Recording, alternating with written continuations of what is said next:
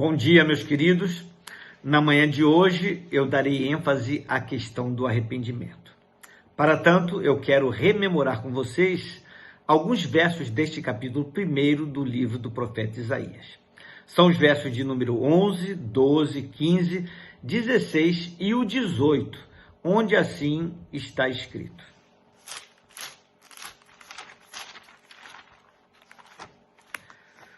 O que os faz pensar que desejo seus muitos sacrifícios, diz o Senhor?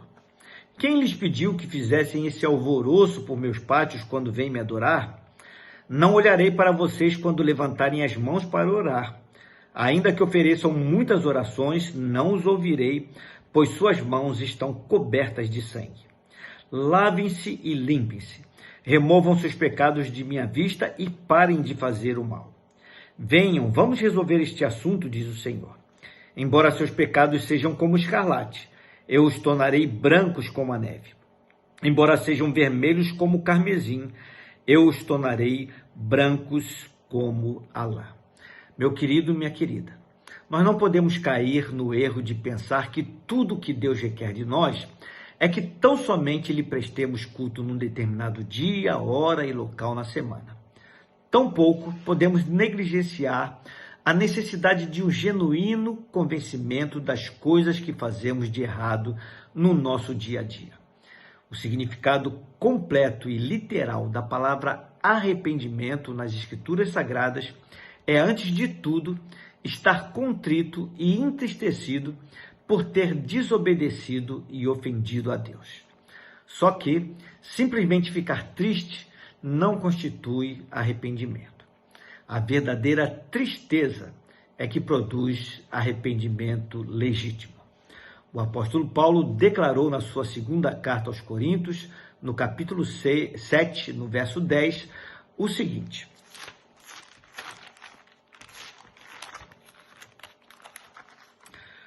Porque a tristeza segundo Deus opera arrependimento para a salvação, da qual ninguém se arrepende. Mas a tristeza do mundo opera a morte. Paulo, aqui neste verso, ao referir-se à tristeza segundo Deus, referiu-se a uma tristeza legítima, a uma tristeza profunda.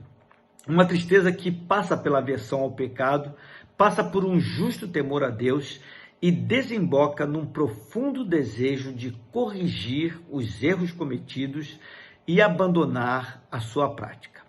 Por isso é que ela é diferente da tristeza segundo o mundo, que opera a morte. O verdadeiro arrependimento inclui o desejo sincero e irrevogável de mudar.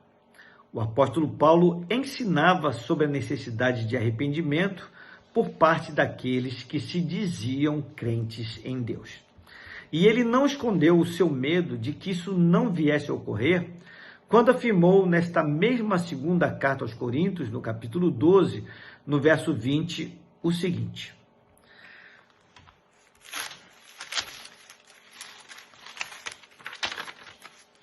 Porque receio que quando chegar, vos não ache como eu quereria. Qual era o receio do apóstolo Paulo? Era o seguinte: que quando for outra vez, o meu Deus me humilhe para convosco, e eu chore por muitos daqueles que dantes pecaram e não se arrependeram da imundícia e prostituição e desonestidade que cometeram. Isto declarou ele no verso seguinte.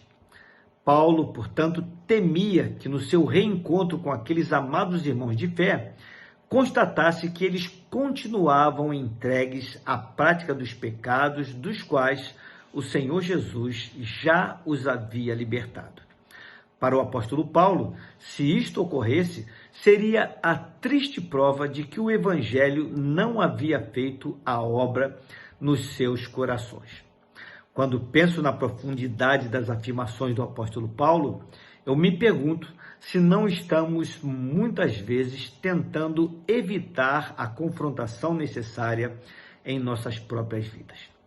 Este tema, arrependimento, com certeza, é um tema que não nos traz muito conforto, nos faz sentir um tanto desconfortáveis.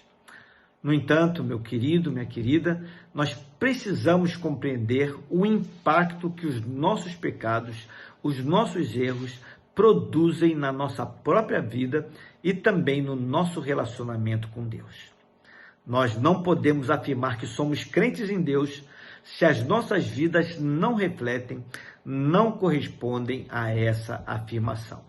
Nós não podemos professar a nossa fé em Jesus Cristo e, ao mesmo tempo, permanecemos em nossas práticas pecaminosas.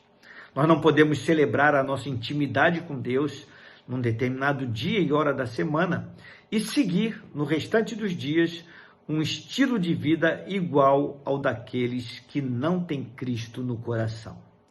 Nós, os que nos dizemos crentes em Deus, deveríamos manifestar o firme propósito de nos apresentar diante do nosso amado Pai Celestial para dizer a Ele o quanto nós o amamos, para dizer a Ele que sem Ele a nossa vida não faz o menor sentido, para falar com Ele a respeito de como está a nossa vida, sem temermos o que Ele também poderá nos dizer.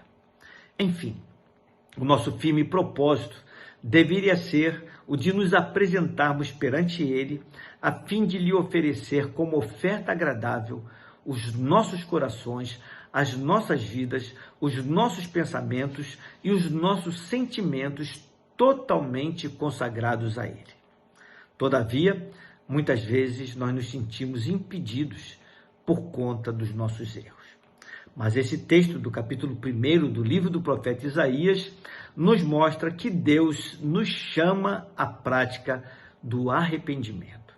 Meu querido, minha querida, se você se sente afastado de Deus, envergonhado, envergonhada diante destas confrontações, não desanime. Isto já é um excelente sinal, pois qualquer arrependimento começa com o reconhecimento sincero de nossas falhas e de nossa condição de indignidade perante Deus por conta dos nossos erros. O passo que você precisa dar é o sugerido por Ele próprio, que fez um convite com uma promessa especial ao dizer, abro aspas, venham, vamos resolver este assunto, diz o Senhor. Embora seus pecados sejam como o escarlate, eu os tornarei brancos como a neve. Embora sejam vermelhos como o carmesim, eu os tornarei brancos como a lã. Que tal dar esse passo hoje mesmo? Pense sobre isso. Vamos orar? Pai amado, Deus bendito,